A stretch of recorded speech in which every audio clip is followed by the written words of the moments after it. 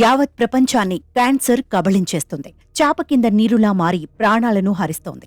Cancer ఎన్నో రకాలుగా ప్రజల జీవితాన్ని అతలకుతలం చేస్తోంది. ముఖ్యంగా మహిళలో బ్రెస్ట్ క్యాన్సర్ ప్రభావం చాలా ఎక్కువగా కనిపిస్తోంది.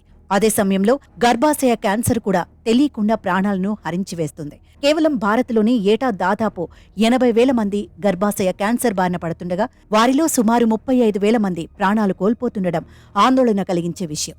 ఇటీవలే ప్రముఖ మోడల్ నటి పూనం పాండే గర్భాశయ క్యాన్సర్తో కన్ను మూసిందనే వార్త హల్చల్ చేసింది. అయితే అది అబద్ధమని, సర్వైకల్ క్యాన్సర్ గురించి ప్రజలంతా చర్చించుకోవాలనే ఉద్దేశంతోనే ఇలా చేశానని పూనం పాండే ఓ వీడియో విడుదల చేసింది. ఆమె చేసింది తప్పో ఒప్పో కాసేపు పక్కన పెడితే నిజంగా ఈ వ్యాధి గురించి ప్రజలంతా తెలుసుకోవాల్సిన అవసరమైతే ఖచ్చితంగా ఉందని వైద్యులు హెచ్చరిస్తున్నారు.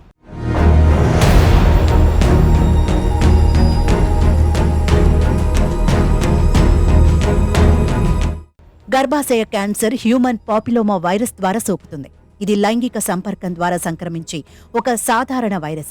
సాధారణంగా ఇది శరీరంలోకి ప్రవేశించాక క్యాన్సర్గా అభివృద్ధి చెందడానికి 15 నుండి 20 ఏళ్లు పడుతుంది. రోగనిరోధక శక్తి తక్కువగా ఉండే మహిళల్లో 5 నుండి 10 ఏళ్లకే క్యాన్సర్ కణాలు అభివృద్ధి చెందుతాయి. ఎక్కువ మందితో లైంగిక చర్యల్లో పాల్గొనడం, గర్భనిరోధక మాత్రలు ఎక్కువగా వినియోగించడం వల్ల కూడా ఈ వ్యాధి సోకిందని తెలుసుకోవడానికి కొన్ని లక్షణాలు ఉన్నాయి. గర్భాశయ క్యాన్సర్ వచ్చిన వారికి నెలసరి సమయంలో అధిక రక్తస్రావం అవుతూ ఉంటుంది. పొత్తి కడుపులో నొప్పి, తరచూ కడుపు ఉబ్బరం, పదే పదే మూత్ర విసర్జనకు వెళతారు. ఆ సమయంలో మంట, నొప్పిగా అనిపిస్తుంది. శృంగారంలో పాల్గొన్నప్పుడు ఆ తర్వాత యోని దగ్గర నొప్పి, మంటగా ఉంటుంది. మెనోపాజ్ తర్వాత శృంగారంలో పాల్గొన్నప్పుడు సంభోగం తర్వాత రక్తస్రావం అవుతుంది. దుర్వాసనతో కూడిన వైట్ డిశ్చార్జ్ అవుతుంది. అలసట, నీరసం, బరువు తగ్గడం, రక్తహీనత వంటి లక్షణాలు కనిపిస్తాయి. ఈ లక్షణాలు కనిపిస్తే టెస్ట్ చేయించుకోవడం ఉత్తమం. గర్భాశయ క్యాన్సర్ను గుర్తించడానికి వైద్యులు పాప్ స్మియర్ టెస్ట్ నిర్వహిస్తారు. పెల్విక్ ఎగ్జామినేషన్, బయాప్సీ విధానాల ద్వారానూ దీన్ని గుర్తించవచ్చు.